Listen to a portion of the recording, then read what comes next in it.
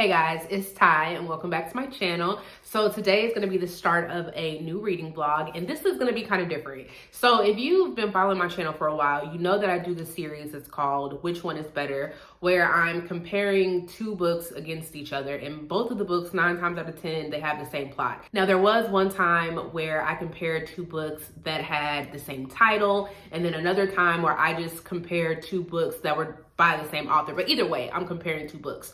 So instead of doing it, the normal review style, I decided that I'm gonna do it vlog style. That way you guys can get my thoughts in real time. However, I'm not really sure how similar these books actually are. They sounded similar when I picked them up, but when I ended up reading the actual full synopsis for these books, they didn't really seem that similar like I thought. So basically these books are dealing with people in the future, and they have to people are advised to get married. If you don't get married in these future worlds, there is some sort of penalty. So that's like the main point in each of those books, but I'm just not sure how that's actually going to correlate in a story. That's why I'm saying I'm not really sure how similar they're going to be besides that one point.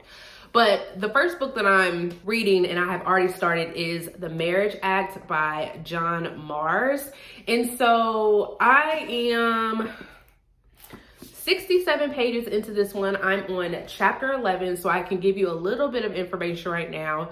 So in this one, at the very beginning of it, we learn that this content creator, she primarily does vlogs, she was in support of the Marriage Act. And we learned that she was getting a lot of hate for that. She was technically getting canceled.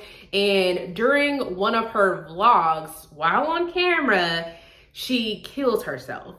And so after that happens, and this isn't a spoiler because it happens in the prologue, you find that out within the first 2-3 pages. And so then we start jumping to all of these characters. So we follow 5 characters. So one of them is Roxy. She is married, she has children. She is a struggling content creator. She wants to be a really popular vlogger, but it's just not really popping off for her. And she's actually jealous that her younger daughter, who's 12, has more subscribers than her. But she's trying to emulate how successful the lady in the beginning was, who died, because that lady was super successful at being a content creator. So this lady, Roxy, wants to do the same thing. So then we're also following Jeffrey. He is a relationship responder. So with this Marriage Act, if you upgrade your marriage, that means that you get all of these extra perks for being married. So you get access to better schools, better healthcare. You just get a lot of extra things with being married. And so Jeffrey is a relationship responder. And so you find out that anybody who's married and a part of this Marriage Act, they have these speakers in their house that records their conversation, and they do it at random 10-minute periods throughout the day. And so Jeffrey's job as a relationship responder is, if they can pick up during those conversations that there might be some sort of crisis after you guys argued, then he has to come in and figure out whether you guys need to stay married or not. So then we're following this man named Arthur. He's an older gentleman. He's also married, but his wife is suffering, I believe, memory loss. I don't know if she has dementia or something of that nature, but we learned because of that if your partner is suffering from some sort of incurable medical issue, that will lead to grounds for you to get an automatic divorce. So we're following them. Then we're following this character by the name of Corinne. She's also married and has kids. I have no idea. I don't know what's going on with her. And then there's this other character by the name of Anthony. There was something that was revealed about him, but I don't want to say it. So we're also following him. So we're following all of these characters that live in the world that is dealing with the Marriage Act. I'm not sure how all of this relates to the beginning with the lady that killed herself, but here we are. That's all that I have for now. So far, I am enjoying it. The one thing that I really like about John Mars's books is his characters and how he's able to draw me in and get me so invested in the characters. So I read The Passengers and The One this year, and both of those books, or things from those books, are actually mentioned in here. So far, I don't think you necessarily have to read those two books to go into here, but I think it helps so that you know what they're talking about. But yeah, both of those are mentioned in here, and in both of those books, I just love the characters. I think I could care less about what the whole plot is. I just loved his characters because they are so messy. And y'all know I love me some mess. So far, I am enjoying this. I'm intrigued enough to want to continue. So that is where we are with the Marriage Act. So the book that I'm going to be comparing against that one is The Women Could Fly by Megan Giddings. And if you have not heard of this author, I read her debut novel, which was Lakewood, which I thought was pretty good. I think I rated that one 3 stars just because I just wanted it to go deeper, give us a little bit more. But if you haven't heard of Lakewood, it's basically about Black people and how Black people are like experimented on. So I heard a couple of people talk about this one and I was really intrigued. Now, the reason why I decided to compare it against the Marriage Act is because in here, it says the main character, Jo, her mother has disappeared, and the world that she lives in, the state mandates that all women marry by the age of 30 or enroll in a registry that allows them to be monitored, effectively forfeiting their autonomy. That's all I'm gonna say. Now, this also mentions that this girl's mother was a witch. So listen, I don't know how similar these two books really are going to be, but in both of them, like I said before, you have to get married or you get some sort of penalty. So I'm really curious. I think I'm more curious about this one than the actual Marriage Act. So we shall see how these are actually going to compare to each other. So the next time that I see you guys, I should at least be halfway through the Marriage Act so I can give you guys a little bit more details.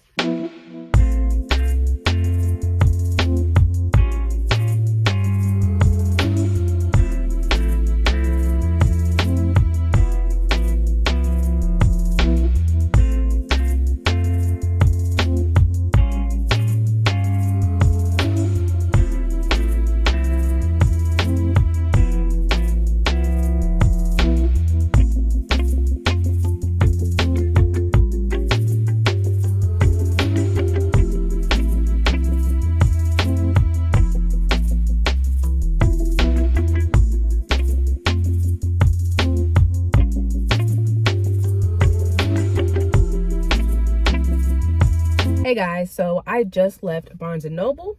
I only went in there for 2 books and I came out with 4. So that is the story of my life. The 2 books that I intentionally went in there to get were 2 Christmas romances, because there is going to be a poll that's going to come out on my channel. It'll probably have been out before this vlog sees the light of day, but asking people if they want to see me vlog reading holiday romances or if they want to see me vlog wintry mystery thrillers. So either way, I'm gonna read these books. I just don't know what people would rather see like a vlog for. But the 2 holiday romances I got were The Christmas Orphans Club. I had tried several different avenues to try to get an arc of this and I was never approved, so here we are. People keep somebody just got into the car next to me and now I'm nervous, so hold on.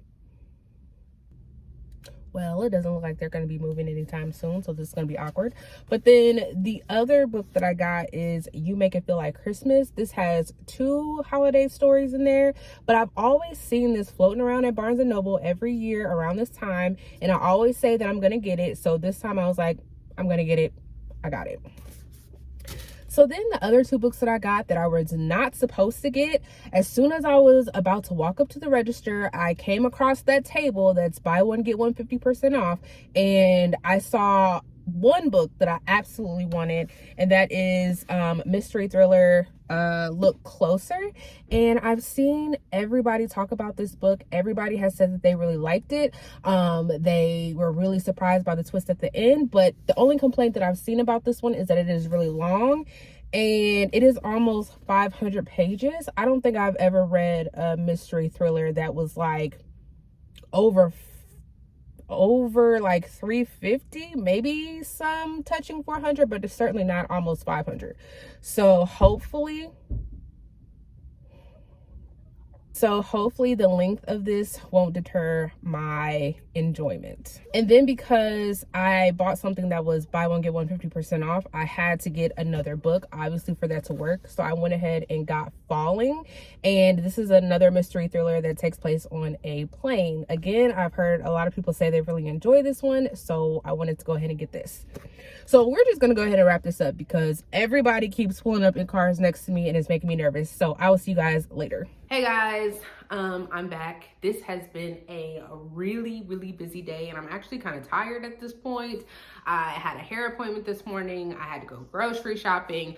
I did a little Barnes and Nobles run.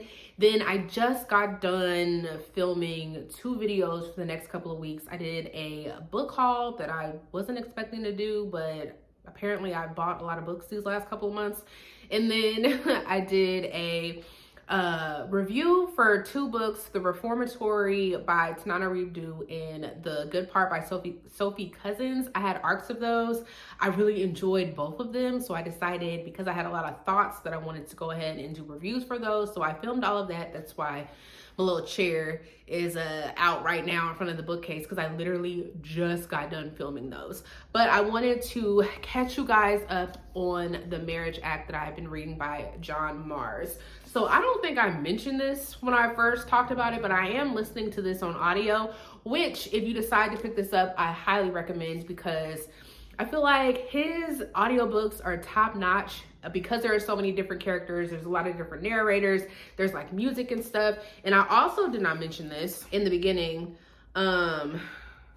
because there are like sections like this in here randomly before certain chapters where it's giving you more information about the Marriage Act, like the do's and the don'ts and like certain stipulations there are. And currently I am halfway through. I'm on chapter 44, page 220.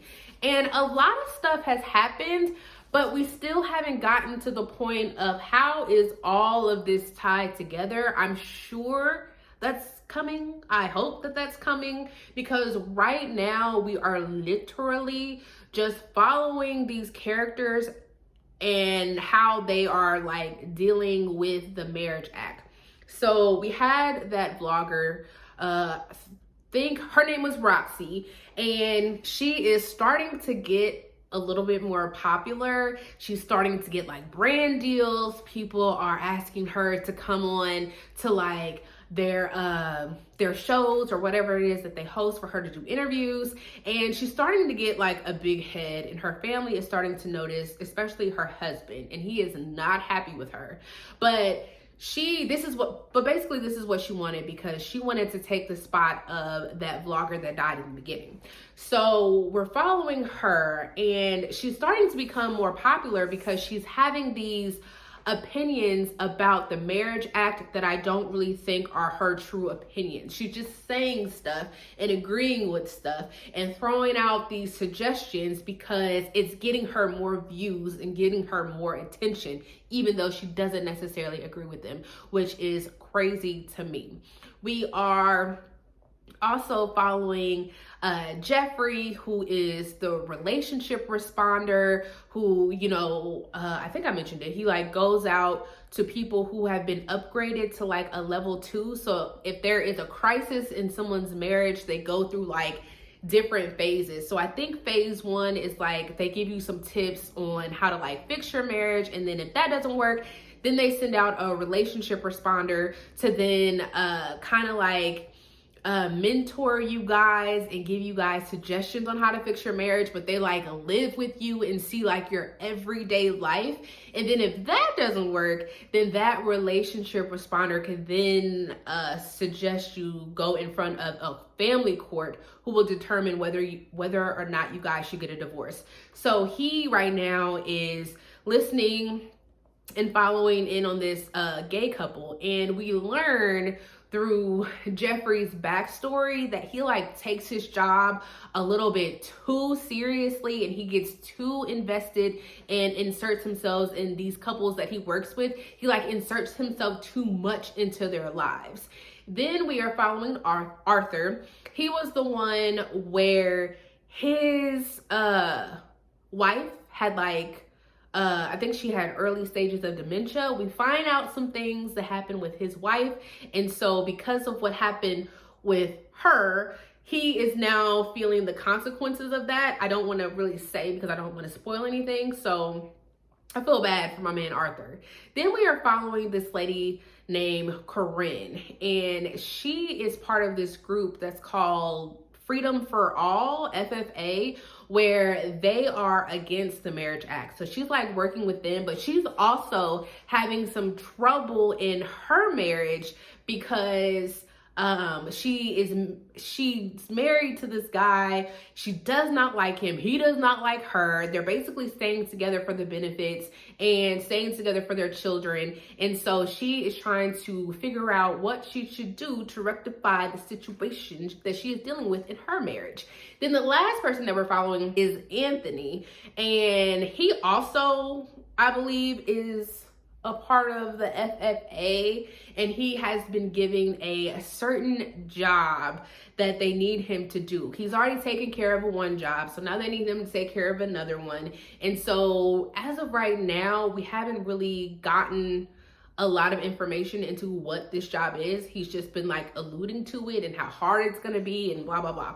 So we're also following him. I'm liking the book, but I'm just not sure like how these characters are tied together or how any of them are like really tied together, or if it's literally just going to be us following these certain characters and how the Marriage Act is affecting them. I also kind of like how this is just bringing up how like invasive this is and how people are like manipulating the system, because even if you don't want to be married to someone, you kind of stay married to them just because you get better benefits. Like I said, you get better like housing, like you get to stay in like better housing communities, you get better like health care, a lot of financial benefits like tax breaks and stuff. And so there are a lot of benefits to the Marriage Act, but how they like monitor couples and whatnot is just insane to me. And I think this takes place in like Great Britain, and this is something that they need to keep that over there. Don't bring that over here, because I would rather just be single. But it's like a penalty for people who are single or divorced. So the best thing in their world, in their time, is to be married. Hopefully you marry somebody that you love. I also think I said in my first update, when I was only like a few pages in, like it mentions John Mars's other book, The One and the Passengers. It only touched on the passengers so far, just like a little bit, like a couple of things were mentioned, but it does bring up a lot of the things, or the main point of The One was like the DNA test that will match you with someone. I think it's called like DNA Match. I could have just made that up, but that whole like matchmaking test or whatever, it talks about that a lot. Now, I still don't think you technically have to read The One before you read this, but I think you should, just because I think the mentions and references to that will mean a lot more if you know the backstory. So, but overall, I mean, I am enjoying this one. I enjoy the characters, some more than others. I just really want to know at this point, like, what are we doing here? Like, what really is the point of this story? So now that I'm halfway through, hopefully we will be getting some answers to some of that. So I think the next time that I will update you guys, I should be done with this book, and I will be giving you guys my final thoughts. Hey guys, so I have some updates for you, but before I get into that, I just wanted to say, because I'm so excited, that I got the best package in the mail today, non-bookish related. But in my old apartment, as you guys know, I've moved. So in my old apartment, it was small, and every Christmas I couldn't get like a really big tree. I mean, I could have, but there was like no good place for me to put it. So I had like this little teeny tabletop tree, which was fine. It was cute. It got me through Christmas. That's all I needed it to do. And I had it for so long. But moving here, I told myself that this Christmas, I was gonna get me a big tree, and I did. It was delivered today. It's a nice big 6-foot tree. It's like the tree that looks kind of like frosted, or that like it has snow on it, and I'm so excited. I'm so excited. It is taking everything in me right now to not want to put it up, but I'm gonna hold off. But I just had to let you guys know that I'm so excited that I got this tree. Anyways, so I did finish The Marriage Act by John Mars. I decided to settle on a 3 for this one. The ending to me was a bit much. It was really rushed, and all of these explanations and reasons for why these characters were making the decisions that they were making just like came at us full force, and I didn't really care for the way in which it was delivered. So I did enjoy reading from the 5 main characters. Like, some of them I liked, some of them I didn't like, and I think that was the whole point.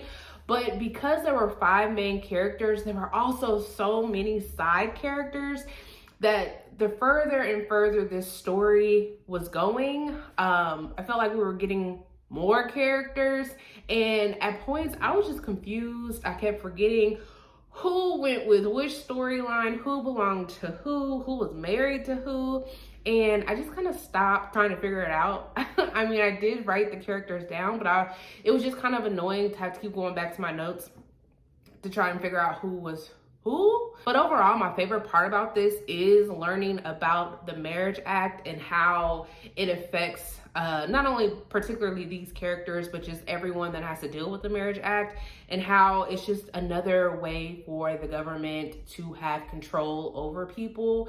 And then I also kind of like seeing how people begin to take advantage of the Marriage Act, and then they try to basically cheat the system, which, you know, that's stuff that we see today. I don't think that's ever going to go away. So yeah, overall, this is going to be a 3 for me. So I did start the next book, which is These Women Could Fly by Megan Giddings. I am listening to this on audio, and at the moment I am only 46 pages in, but this is just so different than the Marriage Act.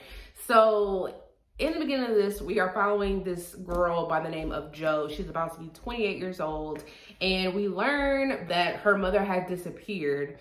And at the start of this, they had just determined that her mother was dead. Nobody really knows what happened to her mother. There have been like a lot of rumors in regards to what happened to her mother, but she is no longer with them. Since Jo is about to be 28, you find out that once you're 28, you are subjected to be monitored, and they monitor people that are not married. So you only get monitored if you're not married by the age of 28, and you're getting monitored for being a witch. They want to determine that you are not a witch. So there are witches in this time.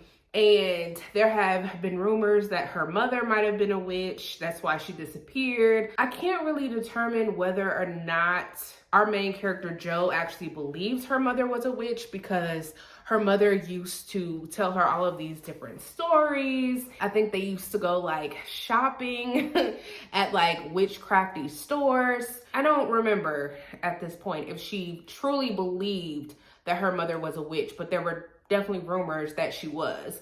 And so once you're 28, like I said, you have to be monitored. And so she is talking to someone at this point, this guy that she just casually has sex with from time to time.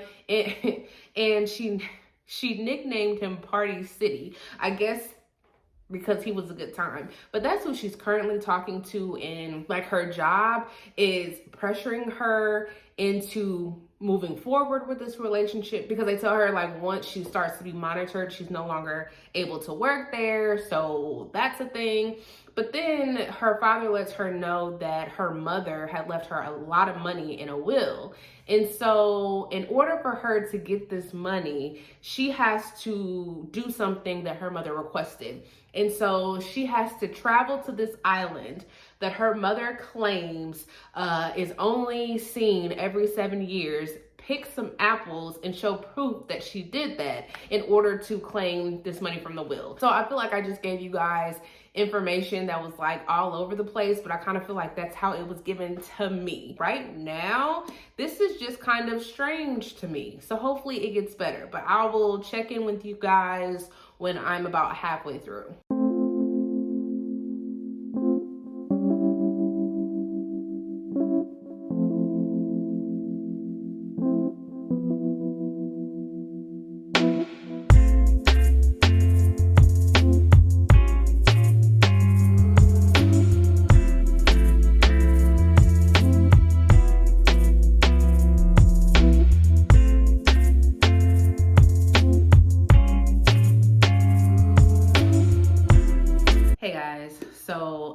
unfortunately, I did not give you guys an update at the halfway mark for These Women Could Fly, and that was because I honestly did not have much to say. I was bored to death by the time we got maybe a third of the way through. This was just so boring to me, and it took everything in my power to not DNF this because I wanted to have some cohesive thoughts when I'm comparing the two of these. But this one, it just took like a weird kind of turn. I think I had mentioned in like my first update for this where our main character Jo, she was going to an island because she had to in order to get some money that was left to her in her mother's will. And again, her mother had gone missing for about 14 years or so. So Jo did make it to the island, but at that point, I really couldn't give too many more updates because they would have been spoilery and I wanted to keep the spoiler free. But after the island, this book to me just like slowed down. We started to get a lot of these random stories that she was recalling from when her mother told her about witches, and it was just boring. Like, I don't know how else to say that. I did like the parts where, you know, we were talking about how women specifically, live in this society where witches are real and how they're treated and how they have to get monitored if they're not married by the age of 30. I think I said in the beginning, like, you had to be 28, but at 28, if you are not in a relationship and you are not married, you have to register with the Bureau of Witchcraft, and then that's when they start monitoring you to see if you are showing any signs of being a witch. And then hopefully by 30 you're married. I think after 30, if you're still not married, like, you can't work at the job that you were working at. Like, all of these things start happening to you if you are not tied down to a man by the age of 30. It seems like in this society, men benefit more than women. So that's a lot of the takeaway from this book, is how women are being treated, how they're being oppressed, how even if you're like a woman and you're queer, how differently you're treated then, because Jo, our main character, she is mixed and she is queer, and it's even harder for those individuals. And basically this book is just trying to say how hard it is for women and how men always benefit, and how it just always feels like women have to follow men or like be up under them, depend on them. And it's like, we can't function as a society without a man. That's basically what I was getting from this. I do think that there is a certain audience for this book. I do think certain people who like this kind of thing will really enjoy it, but for me, it just did not work. I did not really care about all these random stories that we were getting. I did like, however, that this kind of touched on like mother-daughter relationships, but my problem with that is because I was so bored, I just didn't feel any connection to Jo as a character. I didn't feel any connection to her mother that she kept referring to, and so this book was just honestly hard for me to get to. Now, in regards to the Marriage Act and where the similarities are, again, they're both dealing with people in a society where you are required to get married, and then we see the benefits of being married, the downfalls of being married, and it's basically how to keep certain people oppressed, segregated from each other, and it's not a fun time in any of these worlds. Now, which one I think that I like better? I would have to say the Marriage Act, because the characters were more interesting. I liked learning more about the Marriage Act and how it works in that society. You would think that I would have enjoyed that part in this book because it's dealing with like witches. Because everything else was so boring to me and I just couldn't connect with anything else that this author was trying to say, I just didn't enjoy the witch aspect of this book as much as I wished I could have. And I thought the Marriage Act, the pacing was better. This one was just like really slow. We just felt like, I felt like we were in this character's thoughts in her head a lot of the story, and not much was really happening. There wasn't really a plot to this, whereas in the Marriage Act, there's not necessarily a plot in that either, but because the characters were so interesting and because everything was moving a lot faster. I felt more invested in that story. So if I had to say which one I liked better, it would definitely be The Marriage Act over The Women Could Fly. I'm giving The Marriage Act 3 stars, while this one, I'm just gonna settle on a 2-star. There were things that I liked. I wish the book had a better plot just because I didn't really get on with the characters. I wish I could have connected with the characters more, but yeah, unfortunately, this one just did not work for me. But I do think that if any of what I have been talking about in regards to this book sounds good, it could work for you. It just did not work for me. Well, that's actually all that I have for this vlog. So I will see you guys in the next one. Bye.